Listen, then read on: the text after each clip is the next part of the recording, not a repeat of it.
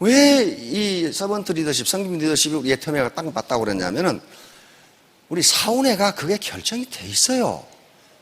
영혼을 어떻게? 소중히 여기며 생각을 경외한다. 믿음에 굳게 서며 겸손히 섬긴다. 겸손히 섬기는 거예요. 인간으로서의 존엄성은 같다고 인정해 주는 거야. 그러므로 나는, 리더는 이 인간을 성장시켜야 된다. 성장. 어떻게? 정신적으로 성장시켜주고. 여기 나와 있죠. 어떻게?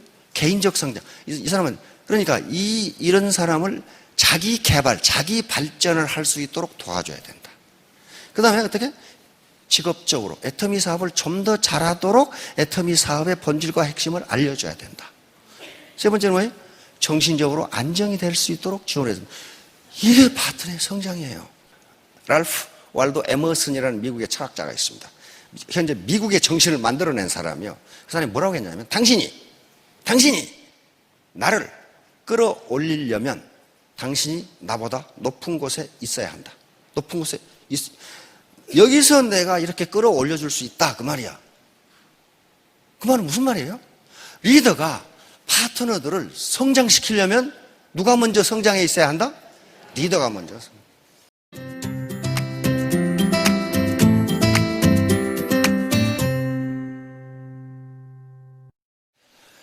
톨스토이라는 분 아시죠? 전쟁과 평화, 안나 까리니나를 썼던 그분이 인생록에서 이런 말을 해놨어요. 당신에게 가장 중요한 때는 언제인가? 언제라고 그랬어요? 네, 지금이다. 현재다. 당신에게 가장 중요한 사람은 누구인가? 네, 당신이 지금 만나고 있는 사람. 그러니까 저에게 있어서 가장 중요한 분들은 여러분들이고, 여러분들에게서 가장 중요한 사람은 이 시간은 저예요. 그리고 당신에게 있어서 가장 중요한 일은 무엇인가? 지금 당신이 하고 있는 일. 이게 톨스토이의 인생록에 들어있습니다. 그러면서 자기가, 톨스토이가 그 책을 쓰면서 내가 내 인생을 완전히 망라해 놓은 게 이 책이다. 잊어버리지 마세요. 근데 우리가 사는 세계가 무슨 세계예요? 우리 체제가 무슨 체제예요? 자본주의, 시장경제예요. 그러니까 현재 내 삶이 불만족스럽다면 뭐가 부족해요? 자본이 부족하구나. 자본이 부족하면요, 죽었다가 까무러치는 수가 있어도 잘 살지 못해요. 왜? 자본주의 시장경제잖아요. 자본이 생산을 한다고, 자본이. 그러니까 내 봉급이 적다, 내 소득이 적다, 내 일이 안 된다, 이 삶이 이 모양이냐? 그것은 자본 부족이에요. 자본 부족. 그러면 이제 문제는 이거예요. 뭐가 자본이냐? 그렇죠. 뭐가 자본이냐? 자, 옛날에 농경시대에는 뭘 가지면 부자였습니까? 땅이야, 땅. 그때 땅이 자본이에요. 그 다음에 산업화 시대에는 누가 부자였어요? 네? 네, 그때부터 헷갈리기 시작하는 거죠. 네, 그때부터 자본을 가진 사람이 부자예요. 이때 자본은 돈을 자본이라고 하지 않습니다. 공장, 기계, 설비, 건물, 이게 다 자본이에요. 지금도 자본을 가지면 부자예요. 서울 강남에 상가, 5층짜리 상가가 있다. 이게 뭐예요? 자본이에요. 그 자본은 자본주의 시장 경제에서 생산성을 발휘합니다. 건물이 생산성을 발휘해서 나한테 아무 일을 않더라도 소득을 갖다 줘요. 그 자본은 크리스마스 날도 안 쉬고 일요일 날도 안 쉬어요. 1년 365일 생산 활동을 해요. 그게 자본이에요. 근데 가장 중요한 것은 이제 인적 자본인데, 다행히 우리나라는 굉장히 빠른 속도로 세계의 역사의 흐름과 같이 하고 있어요. 지식정보화 시대로 들어가 버렸어. 지식정보화 시대라는 것은 지식과 정보가 무엇이 되는 것이다? 생산 요소, 돈이 되는 것이다. 공장 아무리 큰 것 가지고 있어도 안 된다 이거야. 이제 안 돼. 지식과 정보가 들어가지 않으면 돈이 안 된다 이거야. 그게 지식 정보화 시대예요. 지금 우리가 그 시대를 살고 있는 거예요. 다행히. 그런데 애터미 정보라는 걸 알았다고요. 정보는 공짜가 아닙니다. 절대로 공짜가 아니에요. 근데 이 사회, 다음 사회, 지식정보화 사회에서 지금 우리는 어떤 사회로 가고 있냐면은, 미래학자들이 드림 소사이어티, 꿈의 사회로 가고 있다고 그럽니다. 드림 소사이어티에서 가장 중요한 게 뭐냐면은 이미지예요. 당신의 매력이라고, 매력이 가장 중요한 생산자거지. 뭐라고 그랬어요? 매력. 이 양반요, 노벨상 받은 분이에요. 노벨 경제학상을 받았는데 전공은 심리학이에요. 심리학자로서 인간이 의사결정을 어떻게 하는가를 연구해서 노벨상을 받았어요. 자, 섬김 리더십. 이게 이제 매력의 기본이에요. 처음 오신 분이나 또는 얼마 됐더라도 리더십이라는 말이 굉장히 생소할 수가 있어요. 내가 무슨 리더인가? 내가 누구를 끌고 가지? 그런데 모든 인간은 근본적으로 리더입니다. 그리고 애터미 사업자 각각은 전부 리더가 되지 않으면요, 성공 못해요.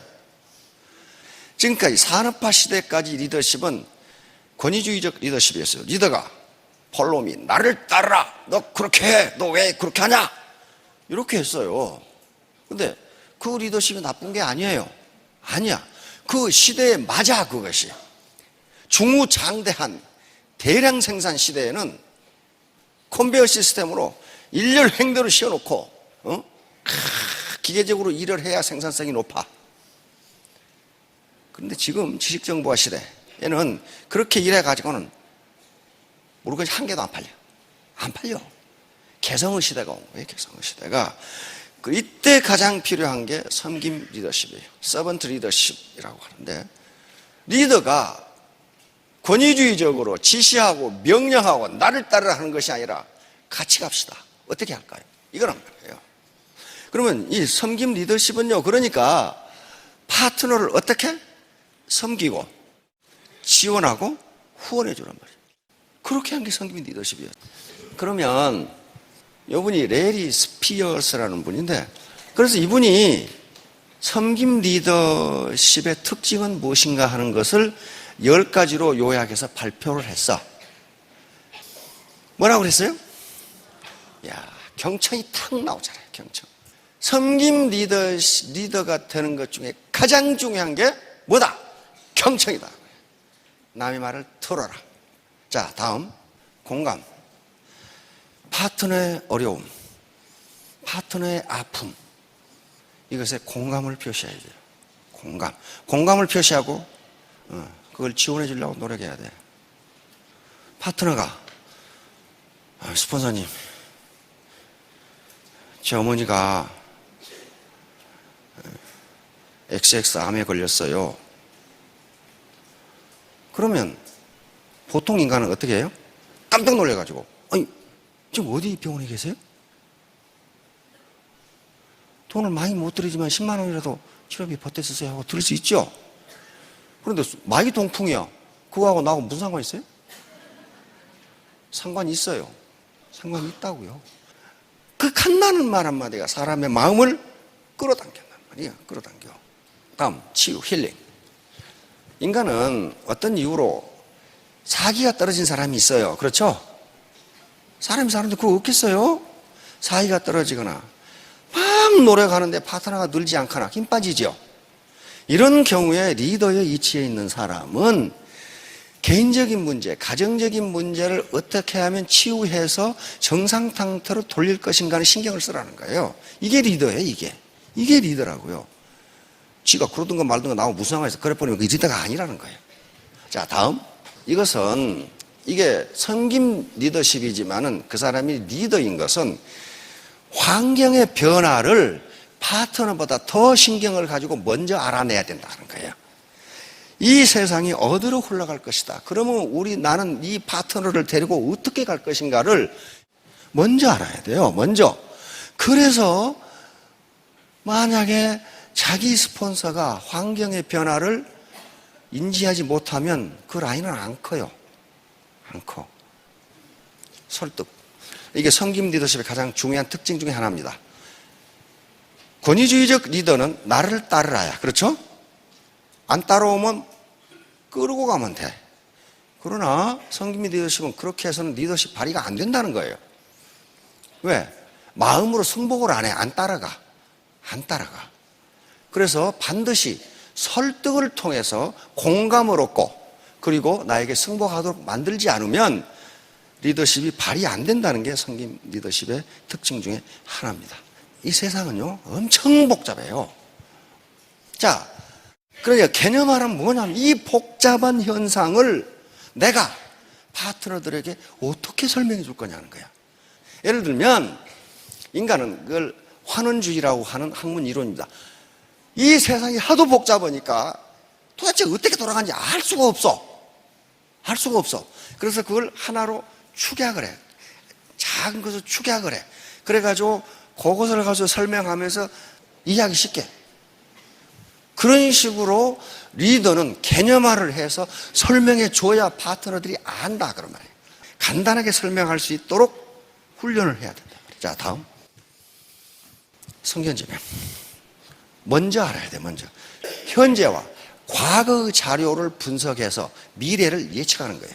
역사의 흐름, 경제의 흐름, 현재의 상황, 기술 발전 속도를 보니까 미래 20년 후는 이렇게 된다. 이렇게 이야기하는 거예요. 리더가 이 역할을 못 해주면 리더가 아니잖아요. 그렇죠?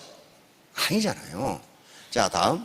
리더는 파트너들 위해 군림하는 사람이 아니고 청직이다. 청직이란 말은 무슨 말인지 아시죠? 스튜어드십. 스튜어드십이요. 다시 말하면 재산 관리인이다. 그런 말이에요. 내가 내 라인이 청직이다. 그러니까 내가 내 라인을 평소에 건전하게 관리하고 있다가 파트너들이 성공하고 사회에 더 큰 이익이 되도록 필요할 때는 언제나 그걸 갖다 쓴다. 그게 청직이에요. 청지기가 그러니까 그 청 안에 들어있는 재산의 주인이 아니라 뭐라는 거예요? 관리인이다. 관리인. 관리.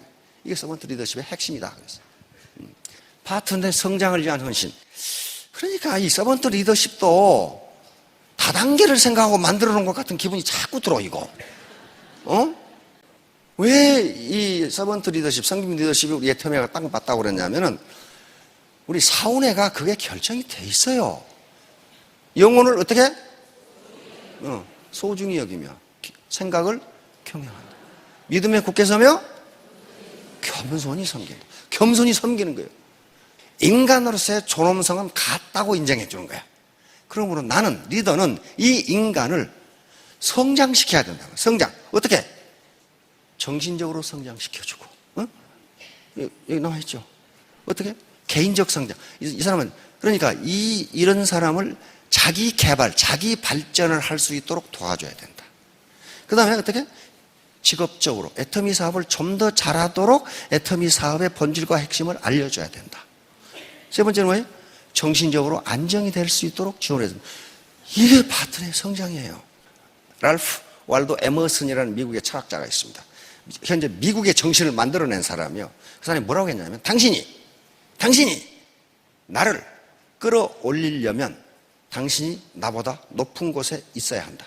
높은 곳에 여기서 내가 이렇게 끌어올려 줄 수 있다. 그 말이야. 그 말은 무슨 말이에요? 리더가 파트너들을 성장시키려면 누가 먼저 성장해 있어야 한다? 리더가 먼저. 이게 마지막이 공동체 형성. 무슨 말이냐면요. 옛날에 우리가 살 때는 한 마을에서 지역 공동체를 이루고 살았어요. 거기에 일가 대소가 또 다 모여있는 경우가 있어. 그렇죠? 그럼 어때요? 어느 집에 결혼식이 있다. 초상이 났다. 그러면 온 동네가 어떤 사람은 콩나물 삶아가고 어떤 사람은 뭐 삶아가고 하나의 공동체로 마치 형제지간처럼 그렇게 살았어요. 그렇잖아요. 그런데 도시화가 진행되고 산업화가 진행되면서 이 지역 공동체가 깨져버렸어요. 그러면 그 공동체를 친구로 내 라인, 내 파트너, 내 센터, 내 팀을 마치 피를 나눈 형제처럼 만드는 그 역할을 누가 해줘야 된다? 리더가 해줘야 된다. 리더가. 그렇게 되면 사업에 성공하고 인생이 그렇게 고달프지가 않아요. 내가 어려웠을 때 누가 달려와요? 친구가 달려오잖아요. 친구가 아닌 놈 안 달려와. 친구가 아닌 놈 언제 달려오느냐? 내가 밥 살 때 달려와. 그러면 내가 어려움에 처해서는 그러면 어디 가버리고 없어. 그래서 그렇게 만들라는 게 공동체를 만들라는 거야. 그래야만 당신의 조직이 발전한다는 거예요. 그렇게 하시겠죠? 그렇게 하시겠죠? 어떻게 되자고요? 따뜻한 사람이 되자. 결론 하나입니다. 따뜻한 사람이 되자. 내가 따뜻하면 파트너들은 따라오게 돼 있어요. 아시겠죠? 예, 3년 후, 5년 후에 모두 월천택 월천남이 되시기 바랍니다. 네, 감사합니다.